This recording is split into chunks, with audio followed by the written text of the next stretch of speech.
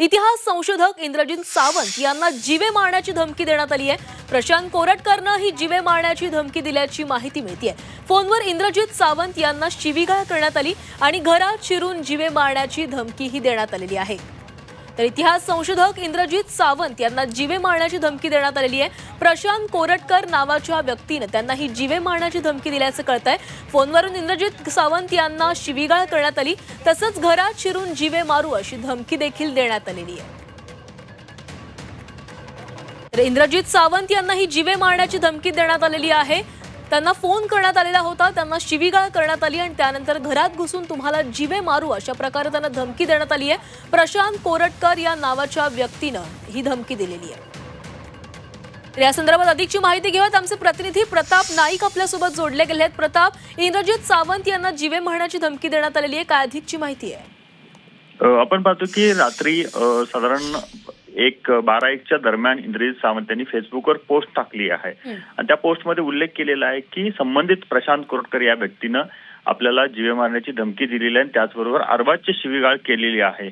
आपण पाहतोय की काल त्यांना 2 एकूण फोन आले प्रशांत कोरटकर नामक व्यक्तीचे।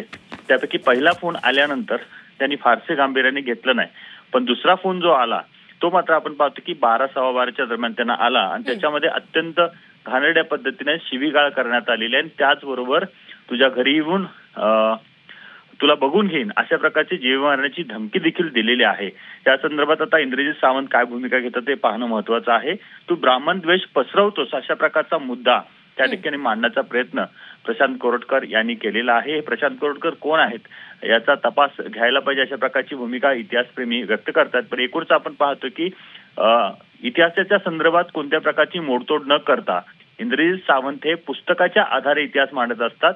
तर त्यांना जेम्स लेनच्या पुस्तकाचा तू आधार घेतलायस का, त्याचबरोबर बाबासाहेब पुरंदरेच्या पुस्तकाचा आधार घेतलास का, त्या पुस्तकामध्ये काय म्हणतात हे तू सांगतोयस का, अशा प्रकारचे एकेरी प्रश्न विचारत इंद्रजित सावंत यांना या ठिकाणी आपण पाहतो की वेगळ्या पद्धतीने उभं करण्याचा प्रयत्न या प्रशांत कोरटकर नामक व्यक्तीने केलेला आहे। एकूणच आपण पाहतो की इतिहास संशोधकांना थेट धमकीचे फोन खरं तर आपण पाहतो की हे अतिशय धक्कादायक आणि त्याचबरोबर वेगळ्या पद्धतीचं एक कृती वाटते। प्रताप, या संदर्भात इंद्रजित सावंत यांनी काही तक्रार दाखल केली आहे का? अद्याप कोणत्या प्रकारची तक्रार इंद्रजित सावंत यांनी दाखल केलेली नाही, पण महाराष्ट्रात अशा प्रकारे धमकीचे फोन येतात ही भूमिका मी समाज माध्यमावर मांडलेली आहे आणि ती मांडणं गरजेचं होतं अशा प्रकारची प्रतिक्रिया मात्र त्यांनी दिलेली आहे। अवघ्या काही वेळ त्यांच्याशी पुन्हा संपर्क झाल्यानंतर त्यांची इथून पुढची भूमिका काय हे आपण जाणून घेण्याचा प्रयत्न करूया। नक्कीच प्रताप, धन्यवाद तुम्ही दिलेल्या माहितीसाठी। तर इंद्रजित सावंत यांना जीवे मारण्याची धमकी देण्यात आलेली आहे, त्यांना फोन करून ही जीवे मारण्याची धमकी देण्यात आलेली आहे। इंद्रजित सावंत यांना ही शिवीगाळ करण्यात आली, सुरुवातीला त्यांना फोन करून शिवीगाळ करण्यात आली आणि त्यानंतर त्यांना जीवे मारण्याची धमकी देण्यात आलेली आहे। आणि या संदर्भात अद्याप तरी इंद्रजित सावंत यांनी कोणतीही तक्रार दाखल केलेली नाहीये, मात्र समाज माध्यमांवर त्यांनी पोस्ट करून या धमकी संदर्भातील माहिती दिलेली आहे। इतिहास संशोधक इंद्रजित सावंत यांना धमकीचा फोन आला आणि प्रशांत कोरटकर नावाच्या व्यक्तीने त्यांना ही धमकी दिल्याची माहिती इंद्रजित सावंत यांनी स्वतः समाज माध्यमांवरून दिलेली आहे। सुरुवातीला फोन करून त्यांना शिवीगाळ करण्यात आली आणि त्यानंतर घरात घुसून तुम्हाला मारू अशा प्रकारे त्यांना धमकी देण्यात आलेली आहे। इतिहास संशोधक इंद्रजित सावंत यांना ही धमकी देण्यात आलेली आहे, जीवे मारण्याची त्यांना धमकी देण्यात आली आहे। इतिहास संशोधकांना अशा प्रकारे धमकी दिली जात असेल तर ती गांभीर्याची बाब आहे असं देखील आता बोललं जात आहे। इंद्रजित सावंत यांनी स्वतः समाज माध्यमांवर या संदर्भातील पोस्ट करून ही माहिती दिलेली आहे। त्यांना जीवे मारण्याची धमकी देण्यात आलेली आहे आणि त्यांना जी धमकी देण्यात आलेली त्या व्यक्तीचं नाव प्रशांत कोरटकर असं आहे।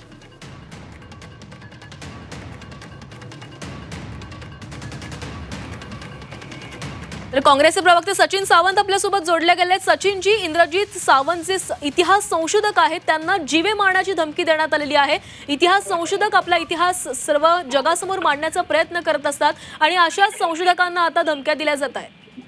नाही, याचं कारण आहे की अशा जे काही विचारांची लोक आहेत, हा लढा काही शिवकालापासूनचा लढा आहे आणि त्यांचा जो झालेला इतिहास आहे तो जो खरा इतिहास आहे त्याच्याशी नेहमीच वावगं राहिलेले आणि आज सत्तेधाऱ्यामध्ये तीच लोक आहेत। त्यामुळे आमचं हेच म्हणणं आहे की खरा इतिहास जो आहे तो जनतेपर्यंत पोहोचू नये आणि आपलाच पद्धतीचा इतिहास पोचावा अशी जर मानसिकता असलेले लोक आहेत आणि जे खरं बोलतात त्यांच्या विरोधामध्ये अशा पद्धतीचं जे काय अस्त्र उगारलं जातं, धमक्यांचं अस्त्र उगारलं जातं, त्यांचा आवाज बंद करण्याचा प्रयत्न होतो, आणि ह्याला राजसंरक्षण असतं हे गेल्या 10-11 वर्षामध्ये आम्ही पाहतोय. या इंद्रजित सावंत साहेबांनी निश्चितपणे नेहमी पद्धतीनं समाजाचं त्या ठिकाणी प्रबोधन करण्याचा प्रयत्न केलाय, खरा इतिहास समोर आणण्याचा प्रयत्न केलाय. ते त्यांचं काम आहे. त्यामुळे त्यांच्या जीवाला जर धमकी त्या ठिकाणी मिळत असेल तर याच्यापेक्षा वाईट गोष्ट कुठली असणार नाही. याची सर्व जबाबदारी त्यांच्या या सरकारची असणार आहे. सचिनजी, आपण एका बाजूला बघतोय तर इतिहासाबाबत अनेक खोटी माहिती पसरवली जाते, सध्याची काही प्रकरणं आपल्या समोर आहेत, आणि दुसऱ्या बाजूला इतिहास संशोधक जे चांगली कामं करतायत त्यांच्या संदर्भात त्यांना जर अशा प्रकारच्या धमक्या दिल्या जात असतील तर ती गांभीर्याची बाब आहे. त्यामुळे सरकारकडून तुम्ही काय मागणी कराल? त्यांच्या जीवाचं संरक्षण झालं पाहिजे. ज्याने त्या ठिकाणी धमकी दिलेली आहे त्याचं नाव उघड झालेलं आहे, त्याच्यावरती तात्काळ कारवाई झाली पाहिजे. आणि या देशामध्ये लोकशाही आहे, त्यांना त्या ठिकाणी प्रत्येकाला बोलण्याचं स्वातंत्र्य हे दिलेलं आहे.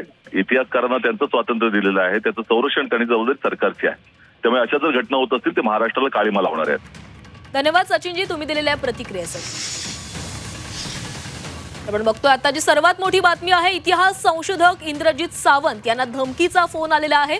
त्यांना फोनवरून धमकी देण्यात आलेली आहे, त्यांना जीवे मारण्याची धमकी देण्यात आलेली आहे. प्रशांत कोरटकर नावाच्या व्यक्तीने त्यांना ही धमकी दिल्याचं कळत आहे आणि स्वतः इंद्रजित सावंत यांनी आपल्या समाज माध्यमांवर पोस्ट करत या संदर्भातील माहिती दिली आहे. अद्याप त्यांनी कोणतीही तक्रार केलेली नाहीये, मात्र इंद्रजित सावंत यांना संरक्षण द्यावं अशी ती मागणी आता जोर धरू लागली आहे. या संदर्भात आपण बोलणार आहोत. भाजपचे अतुल भातखळकर आपल्यासोबत जोडले गेलेत. अतुलजी, इतिहास संशोधक इंद्रजित सावंत यांना जीवे मारण्याची धमकी देण्यात आलेली आहे, त्यांना फोन आलेला होता, धमकीचा फोन आलेला आहे, काय प्रतिक्रिया द्याल? नाही, पहिला मुद्दा तो कोणी धमकी दिली असेल तर धमकी देणाऱ्यावर कायद्यानुसार कठोरातली कठोर कारवाई केली जाईल. इथे कायद्याचं राज्य आहे. पण त्याच वेळेला इंद्रजित सावंत हे वाह्यातपणे बोलत असतात आणि स्वतःला इतिहास संशोधक म्हणवत असताना समाजामध्ये कशी तेढ निर्माण होईल आणि TM दर्जाच्या पुराव्यांच्या आधारावर समाजात तेढ निर्माण होईल अशा पद्धतीने ते सातत्याने बोलत असतात.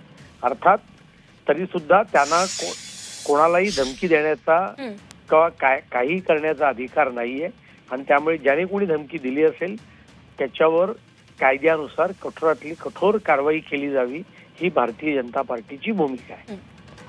धन्यवाद अतुलजी तुम्ही दिलेल्या सविस्तर प्रतिक्रियेसाठी. इंद्रजित सावंत यांना ही जीवे मारण्याची धमकी देण्यात आलेली आहे आणि ज्या व्यक्तीने त्यांना धमकी दिलेली आहे त्या व्यक्तीवर कठोरात कठोर कारवाई केली जावी अशी मागणी आता सर्व स्तरातून केली जाते. काही वेळापूर्वीच अतुल भातखळकर आणि सचिन सावंत यांनी आपल्याला प्रतिक्रिया दिलेली होती आणि दोघांकडून याच संदर्भातील मागणी करण्यात आली आहे.